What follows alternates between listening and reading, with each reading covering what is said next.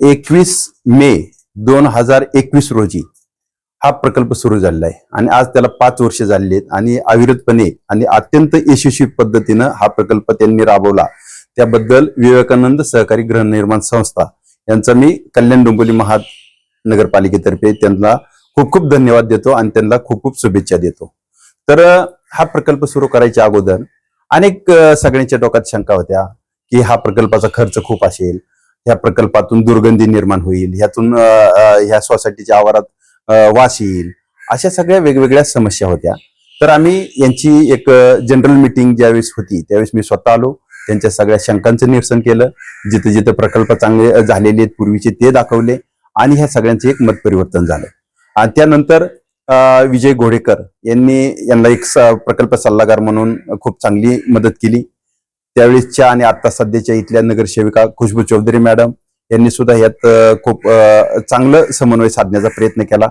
अशा पद्धतीनं हा प्रकल्प सुरू होताना इथले सगळे पदाधिकारी जे आहेत ना, ह्यांचं मला खूप कौतुक वाटतं की हे सगळे सिनियर सिटीजन आहेत आणि एक अतिशय मॅच्युअर सगळी पर्सनॅलिटी आहे. एक सगळ्यांना सामाजिक जाण आहे आणि सोसायटीच्या आवारात वेगवेगळे उपक्रम ते राबवतात आणि हा एक उपक्रम त्यांना आता एक वेगळी ओळख करून दिलेली आहे. तर ह्या सगळ्या सोसायटीच्या पदाधिकाऱ्यांचं मी खूप खूप मनापासून आभार व्यक्त करतो की त्यांनी हा प्रकल्प समजून घेतला आणि अतिशय चांगल्या पद्धतीने त्याची अंमलबजावणी केलेली आहे. आता यांचा मध्यंतरी 2-3 समस्या होत्या. एक तयार झालेल्या खताला विक्री कशी करायची, तर विजय घोडेकर साहेबांनी त्यांना काही लोक जोडून दिले आणि त्यांचा रेग्युलर जेवढा खत निर्माण होतो तेवढा विक्री केली जाते आणि त्यामुळे तोही प्रश्न मिटला. मध्यंतरी दुसरी एक समस्या होती की काही प्रमाणात त्याचा वास येतो, मग सोसायटीच्या आवारात वास आल्यानंतर एक निगेटिव्ह मानसिकता तयार होती. तर त्यांना मी एक चांगल्या पद्धतीचं कल्चर त्यांना दिलं.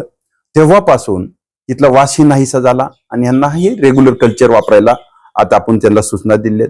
तर हे कल्चर वापरलं तर कुठलीही दुर्गंधी, कारण त्यात 20 साधारणतः बॅक्टेरिया आहेत, त्या बॅक्टेरिया खूप चांगल्या पद्धतीनं कुजवायचं काम करतात, दुर्गंधी नष्ट करायचं काम करतात आणि एकदम चांगल्या पद्धतीने हा प्रकल्प चालण्यास मदत होते.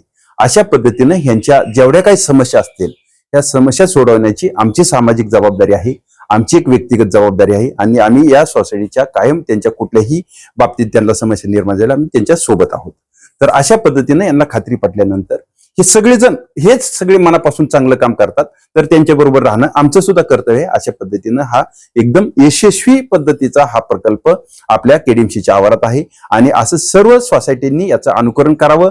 आता 2026च्या रूल्स मध्ये बल्क वेस्ट जनरेटरची जी काही संकल्पना आहे आणि त्याला जी शिस्त एक वेगळी पद्धतीची येत आहे, तर असे प्रकल्प हे त्यांच्यासाठी आदर्शवत राहणार आहेत आणि या प्रकल्पाला पुढील वाटचालीसाठी मी मनपूर्वक शुभेच्छा देतो.